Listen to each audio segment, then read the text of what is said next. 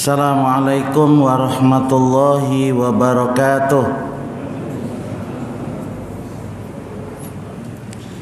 Bismillahirrahmanirrahim. Alhamdulillah alladzi arsala rasulahu bil huda wa dinil haqq liyudhhirahu 'ala dini kullih walau karihal musyrikun.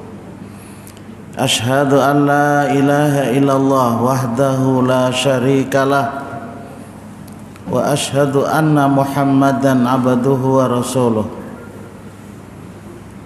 Wa sallallahu ala Muhammadin wa ala alihi wa ashabihi ajma'in. Amma ba'd. Qala Allah Ta'ala a'udzu billahi minasy syaithanir rajim. Qul la yusibana illa ma kataballahu lana wa huwa maulana wa 'alallahi falyatawakkalul mu'minun.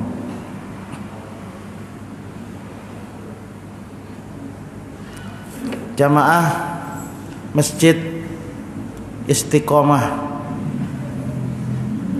yang dimuliakan Allah,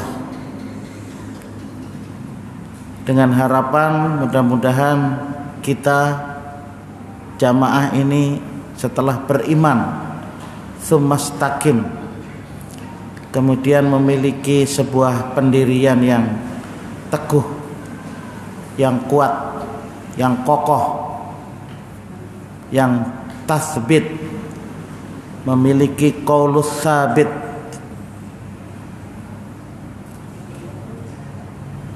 sebagaimana doa Rasulullah untuk orang-orang yang ketika selesai dikubur, Allahumma tsabbithu bil qaulis sabit, Allahumma tsabbit imanahu wa tauhidahu bi kalimati la ilaha illallah. Ya Allah, kokohkan pendirian dengan perkataan yang kokoh, tasbitkan dengan perkataan yang tasbit, yakni la ilaha illallah Muhammadur Rasulullah. Dan Allah berjanji akan memberikan kekuatan kepada orang yang beriman ketika hidup di dunia dan di akhirat. Yutsabbitullahu alladzina amanu bil qaulis tsabit fil hayatid dunya wa fil akhirah. Semoga dalam hidup ini berbagai hal yang telah kita lakukan dan yang akan kita lakukan, di samping kenikmatan yang kita rasakan, di sana juga ada sebuah perjuangan.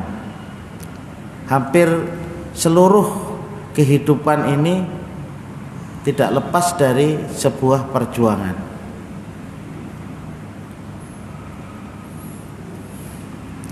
Maka kita siapkan dengan pemahaman yang pertama sudah Alun sampaikan, bagaimana kita memiliki sebuah keikhlasan, rela hati, bersih hati untuk mengembalikan segala sesuatunya kepada Allah.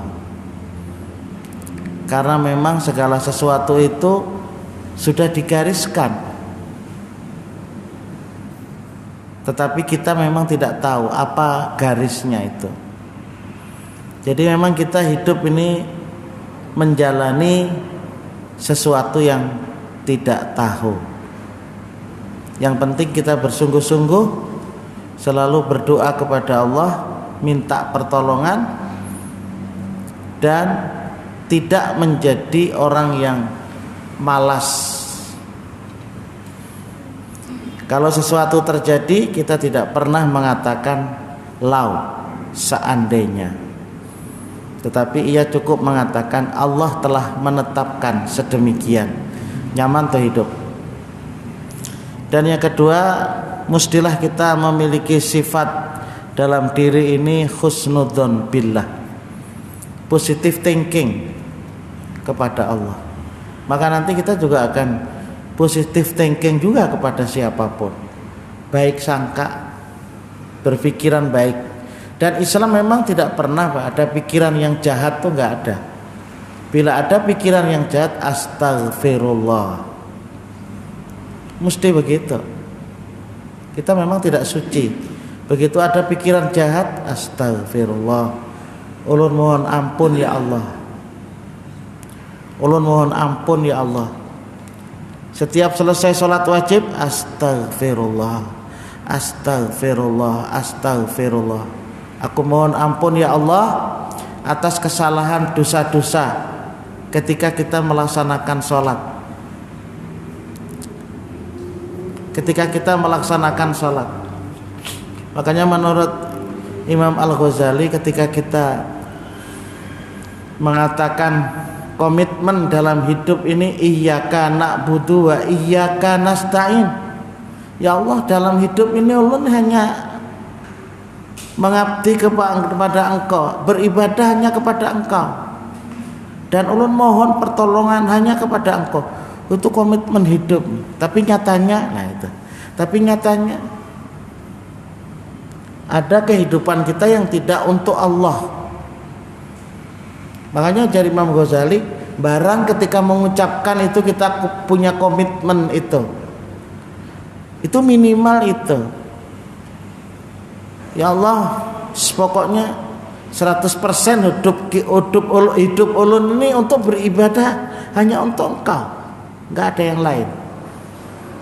Dan ulun juga mohon pertolongan hanya kepada Engkau. Dan ia juga meyakini bisa beribadah dan mohon pertolongan itu kenapa? Karena Engkau memberikan kekuatan kepada ulun. Manis itu Pak. Tapi ternyata ketika selesai sembahyang, lain daripada yang kita ucapkan. Minimal itu. Tapi kita mudah-mudahan punya komitmen juga sesudah melaksanakan sholat. Ulun ada membaca kisah, entah benar atau tidak, tapi insya Allah benar karena dikisahkan oleh orang yang benar. Kita ini kan percaya kalau orang yang benar menceritakan sesuatu, mudah-mudahan cerita itu memang benar. Orang yang benar itu dia tidak mau menceritakan sesuatu yang tidak benar. Seorang imam di Amerika Serikat, di Washington, itu beliau rumahnya memang ya jauh dari masjid, tidak mudah kan memiliki kontrakan. Tiap hari naik bis. Suatu hari ia tidak punya karcis tapi membayar dengan uang.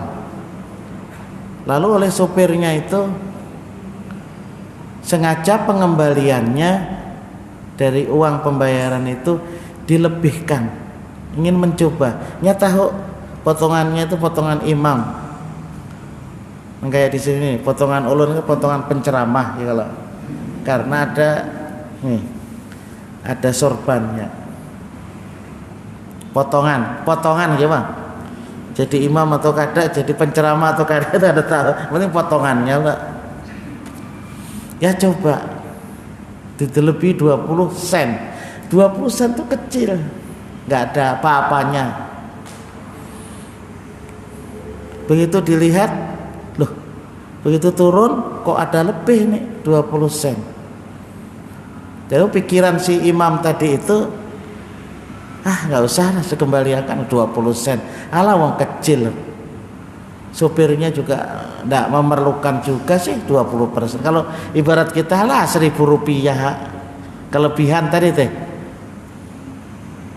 membeli apa kemudian lebih 1.000 rupiah. Jadi sehari 2 hari lalu asa kada nyaman, boleh kakan sudah.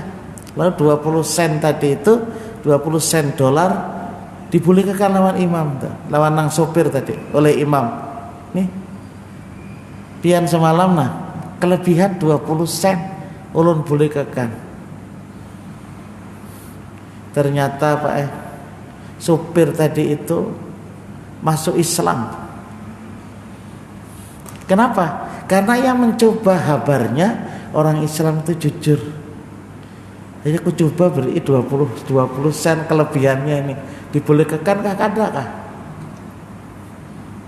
Ternyata jujur imam itu langsung sopir itu masuk Islam karena sudah lama mendengar Islam tapi ingin mencoba. Lalu si sopir tadi mengatakan kepada imam, aku hendak bersahadat. Aku hendak masuk Islam.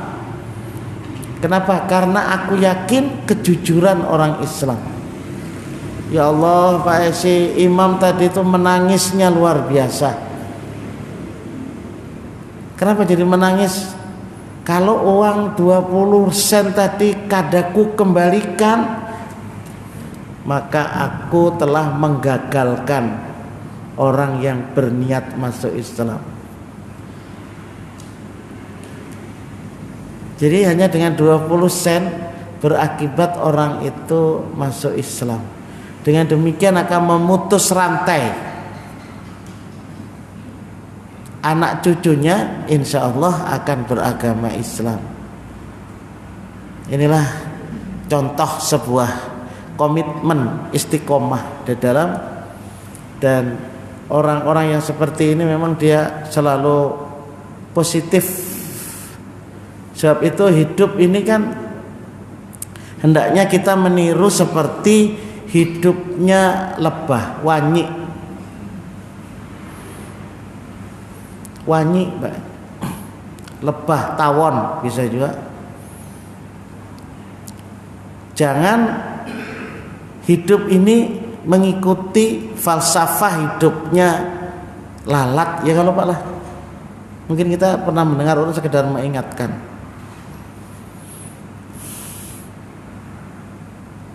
Wanyi itu ya tidak pernah berpikir untuk hidup di tempat yang kotor. Tawon itu, lebah itu nggak pernah berpikir untuk menclok atau hinggap di tempat yang kotor, nggak pernah berpikir. Pokoknya setiap saatnya berpikir untuk hinggap di tempat yang harum, di tempat yang di sana ada sesuatu yang manis, di tempat di mana di situ ada madu. Itu pikiran kalau boleh ulun mengatakan pikiran, insting yang ada pada lebah. Gak pernah lihat Tibian. Gak tahu bang lebah Banjarbaru ini ada karena. Tapi yang namanya lalat Pak, biar di Mekah itu tetap ya hinggap di tempat-tempat yang kotor. Lalat itu tidak pernah berpikir untuk bertempat di tempat yang harum, di tempat yang di situ ada madunya, nggak mau. Jadi selalu dia di tempat yang kotor. Boleh aja ada madu, tapi madu itu biasanya yang sudah jatuh ke suatu tempat yang lain. Tapi kalau di bunga nggak bisa, lalat tuh nggak ada. Dimanapun nggak ada lalat tuh hinggap di kembang, nggak ada. Ini dua binatang yang barangkali bisa menginspirasi kita. Orang yang ingin berpikir baik, dia pasti akan mendapatkan sesuatu yang baik kok. Walaupun memang kadangkala juga ada ujian. Jadi kita memang harus berpikiran baik, berpikir husnudzon, baik sangka, apalagi kepada Allah. Kalau orang baik sangka kepada Allah, apa saja yang Allah berikan kepada kita nggak pernah nggak baik. Nggak pernah nggak baik. Apa saja yang diberikan oleh Allah kepada kita baik terus. Dia tidak pernah mengeluh iya am. Nah, enggak. Dan iya am. Kenapa maka seperti ini? Enggak. Nah, itulah Islam. Allahu Akbar. Wong ada kok petunjuknya. Nggih. Ada petunjuknya. Ada seorang penjual nasi. Iya, penjual nasi. Duduknya di bawah pohon. Duduk di bawah pohon. Tetap ia orangnya beriman. Tetap dia berpikiran baik. Jadi kalau dia berjual nasi, ada nasi apa begitu, dia letakkan di atas tanah. Jadi ada nama itihi. Pian nih kalau berjualan apaan, maka nasi itu pinak dibuang-buang. Oh ndak, aku kadang membuang kada, aku bersodakoh lawan samut. Kasihan ini bercari, jadi aku beri ya. Alhamdulillah dengan memberi sodakoh lawan samut, ada aja aku dapat rezeki. Allahu Akbar. Orang tukang jual pecel aja punya pikiran yang demikian bagusnya Allah. Nah, itu yang kedua yang sudah Alun sampaikan pada pertemuan yang lalu. Sekarang Pak, kita mencoba untuk apa yang harus kita miliki. Sikap yang ada dalam diri kita, orang-orang yang beriman itu mesti memiliki sifat at-tawakkul. At-tawakkal. Ini yang sering jadi salah pemahaman di antara kita. Padahal tawakal itu suatu kehidupan yang dilakukan oleh Rasulullah, para sahabat, Pak. Justru mereka itu dalam hidup itu nggak santai, nggak juga, pokoknya selagi diberi kehidupan maka ia gunakan hidup ini semestinya. Jadi bukan terlihat memahami la haula wala quwata illa billah.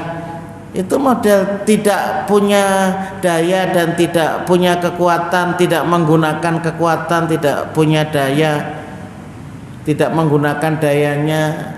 Dia punya ilmu, tidak digunakan ilmunya, enggak. Dia betul-betul memanfaatkan waktu, memanfaatkan ilmu pengetahuan yang ia berikan, memanfaatkan tenaga yang ada pada dirinya untuk hal-hal yang bermanfaat. Itu Islam. Dan bekerjanya pun juga an yutkinahu. Jadi kerjaan yang ia lakukan itu selalu berkualitas gitu. Itulah orang Islam. Kalau beribadah juga ibadah yang beneran gitu. Jadi daripada kada sembahyang itu nggak ada, daripada kada begawi itu kada ada. Makanya Rasulullah SAW itu ketika melihat ada orang yang sudah umurnya tua tetapi masih bertanam pohon kurma, itu kagumnya luar biasa. Ini orangnya tua masih bertanam pohon kurma yang diperkirakan ia tidak akan merasakan buahnya, tapi tetap bertanam. Secara ukuran umur sidin ini pacang kada merasa kurma yang ditanam. Artinya apa? Bisa mati sebelum kurma itu berbuah. Tapi ia tetap bertanam. Kenapa? Karena dia punya satu gambaran, kalau aku kada bertanam, aku kada merasakan buahnya tanaman itu, barang cucuku. Barang binatang-binatang yang ingin memakan, binatang-binatang yang memakan hasil pohon yang kita tanam itu punya pahala. Jangan, kalau bahasa kitanya ada beberapa binatang codot atau apa itu yang ikut makan, atau warik memakan buah yang kita tanam, kita berpahala. Jadi nggak pernah ada putus asa gitu, ada saja apa yang kita kerjakan. Nah, itu ada kemanfaatan. Itulah pola pikir kita. Jadi nggak pernah berhenti. Nggak ada istilah pensiun, nggak ada. Apa biar nih sudah pensiun kah? Menghadangi mati nih bang. Nah, pensiun menghadangi mati. Ya kalau kita pikirkan seperti kita loh, setiap hari kan menghadangi mati. Jadi banyak yang seperti itu. Jadi akhirnya apa? Setelah dia bekerja dinyatakan pensiun atau memensiunkan diri, ada apa-apa tuh Pak? Karena ada yang digawi pensiun bujur. Qul la yusibanna illa ma kataballahu lana huwa maulana wa 'alallahi falyatawakkalul mu'minun. Sekali-kali tidak akan menimpa apa yang telah ditetapkan oleh Allah untuk kami. Sekali-kali tidak akan menimpa apa yang telah ditetapkan oleh Allah untuk kami. Kenapa? Karena Allah itu adalah maulana. Allah itu pelindung kami. Dan hanya kepada orang-orang yang beriman dia memiliki sifat bertawakal. Hanya kepada Allah lah orang-orang yang beriman itu selalu bertawakal. Jadi selalu menunjukkan dirinya untuk beramal. Makanya Ibnu Qayyim menjelaskan fungsi hidup kita itu hanya dua loh Pak. Yang pertama adalah Abdullah dan yang kedua adalah Khalifatullah. Jadi boleh juga di dua-duanya Khalifatullah atau Abdullah. Dua-duanya jadi satu. Di samping kita memang mengabdikan diri kepada Allah, kita juga menjadi pelaksana apa yang dimaksudkan Allah untuk menciptakan kita ini, memperbaiki alam semesta ini. Walaupun ketika itu malaikat agak ragu juga kondisi manusia yang diciptakan itu. Malaikat itu kan sanksinya bukan apa-apa, karena manusia yang diciptakan oleh Allah itu ada satu unsur an-nafas, jiwa. Jadi ada jiwa. Yang nafas jiwa itu ada kecenderungan untuk fujur, untuk durhaka, itu Pak. Kecenderungan untuk tidak baik. Sehingga keluar kalimat ketika Allah mengatakan wa idz qala rabbuka lil malaikati inni ja'ilun fil ardi khalifah qalu ataj'alu fiha may yufsidu fiha wa yasfikud dima. Ketika Allah berdialog, tentu berdialognya itu urusan Allah dengan malaikat, kita bukan urusan kita nggak usah mikirkan itu dulu.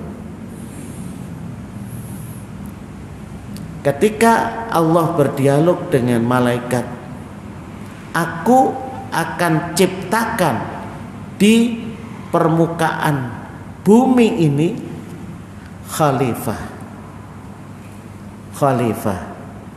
Qalu, menjawab ketika itu malaikat, ya Allah, apakah engkau akan menjadikan di permukaan bumi itu yang akan menjadikan tumpah darah? Qalu ataj'alu fiha may yufsidu fiha, akan membikin kerusakan pada permukaan bumi itu, wa yasfikud dima, dan akan menumpahkan darah.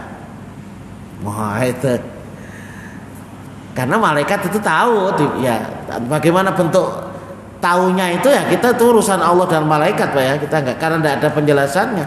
Tapi yang jelas bahwa Allah menciptakan manusia itu ada sisi kejiwaan yang cenderung untuk jahat. Kita juga ada. Tapi karena keimanan kita itu kuat ya, lalu kecenderungan yang jahat itu tertekan gitu, kalah gitu. Kalah Pak, kalah oleh kekuatan kebaikan yang ada dalam diri kita. Fa'alhamaha fujuraha wa taqwaha. Jadi Allah memberikan kepada jiwa yang sudah disempurnakan oleh Allah itu ada kecenderungan untuk fujuraha. Allah menyebutkan lebih dulu itu ada kecenderungan untuk fujur. Fujur kecenderungan untuk jahat. Wa taqwaha, dan jiwa itu ada juga kecenderungan untuk menuju kepada ketakwaan. Nah, dari ayat ini sudah memberikan gambaran kepada kita di mana saja berada, dua-duanya itu mesti ada. Dan bahkan berperang dua-duanya itu. Berperang Pak. Jadi yang fujur, yang durhaka ingin menenggelamkan orang-orang yang bertakwa. Iya.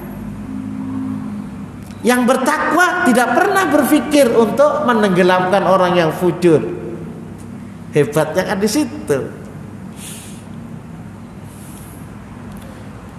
Kita tidak pernah berpikir Pak, untuk menenggelamkan, untuk menghancurkan, nggak pernah berpikir.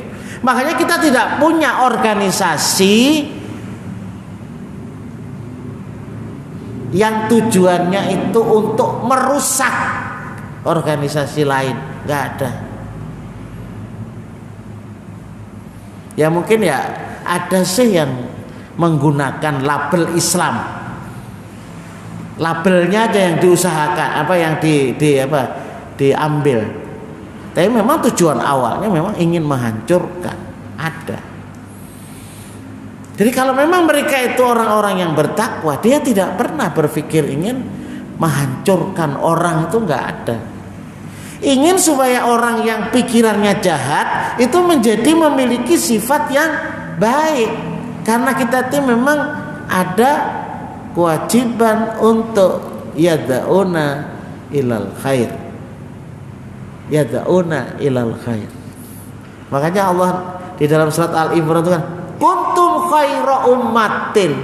Kamu itu orang-orang yang orang-orang bertakwa itu adalah khaira ummah, sebaik-baiknya umat. Cirinya apa? Cirinya apa? Kuntum khaira ummatin ukhrijat linnas amar ma'ruf nahi mungkar ta'muruna bil ma'ruf. Nah, jadi apa saja, kalau istilah di Muhammadiyah namanya amal usaha. Hebat Pak, usaha tapi amal, bentuk amal tapi usaha. Itu hebat kalimat-kalimat itu. Amal usaha Muhammadiyah. Kalau ingin menjadi orang mukmin yang utama begitu, khairu ummah, itu mesti itu Pak, di mana-mana kita bekerja. Jangan lepas ini. Kuntum khairu ummatin ukhrijat linnas ta'muruna bil ma'ruf wa tanhauna 'anil munkar. Amar ma'ruf nahi munkar. Dua-duanya itu mesti terus ada, jangan satu aja. Wa tu'minuna billah, dan didasari oleh iman kepada Allah. Itulah kuntum khairu ummah, itu di situ. Jadi seluruh aktivitas kita ya, seluruh aktivitas kita itu dimanapun berada, di situ letaknya. Dan Allah yakin teman-teman yang dimana-mana saja ia berada mesti ya amar ma'ruf nahi mungkar. Itu mesti begitu.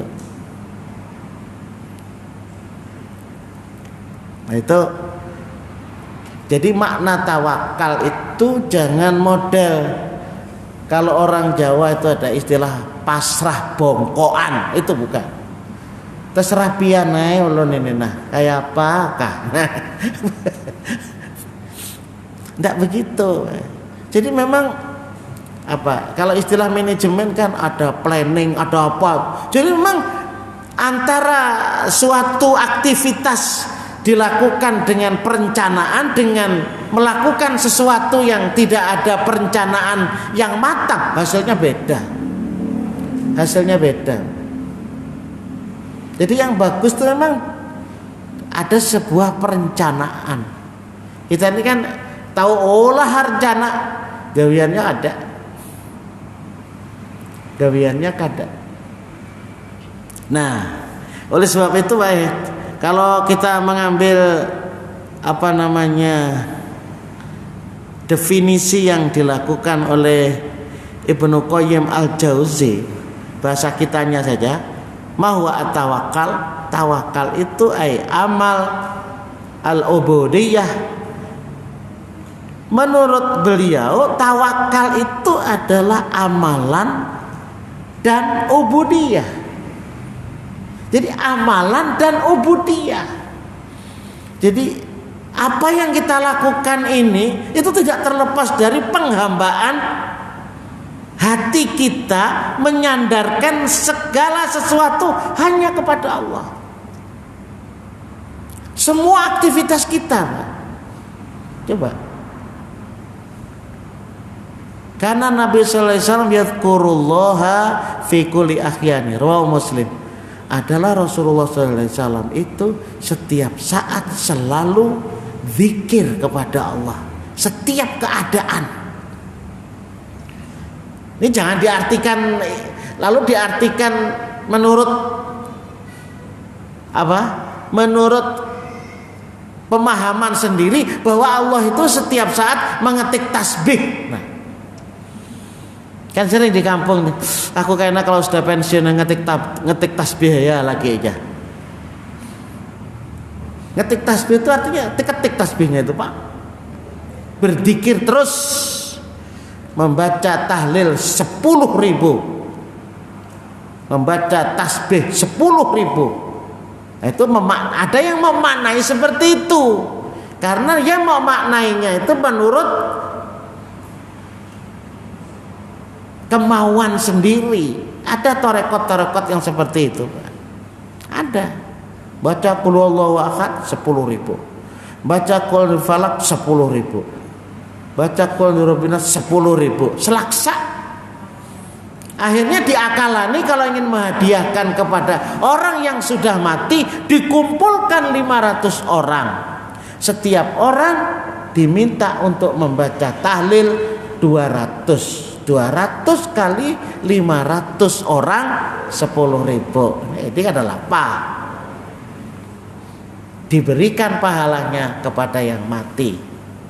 Nah, itu salah satu di antara orang-orang yang memahami la ilaha illallah itu dengan nilai pahala gitu nah.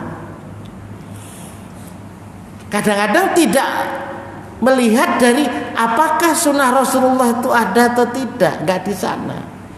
Padahal sunnah Rasulullah itu kan tidak lebih dari 100 kali, Pak. Pagi 100 kali, sore 100 kali. Kalau sengaja melebihkan, Rasulullah ini seikitannya nah, tambahin nah, salah lawe 100 selawe. Tidak dibenarkan. Kalau orang punya komit untuk bertauladan kepada Rasulullah 100 tukin. Nah coba. Dan Islam itu kan suatu ajaran yang mudah, yang kira-kira bisa dilakukan oleh semua orang. Itu Islam. Jadi ada beberapa saja yang amalan-amalan itu bila dilaksanakan itu hanya untuk orang yang tertentu seperti zakat. itu mesti mencapai nisab. Tapi yang namanya sedekah itu tidak harus mencapai nisab 95 gram, 85 gram emas, tidak. 85 gram emas, tidak.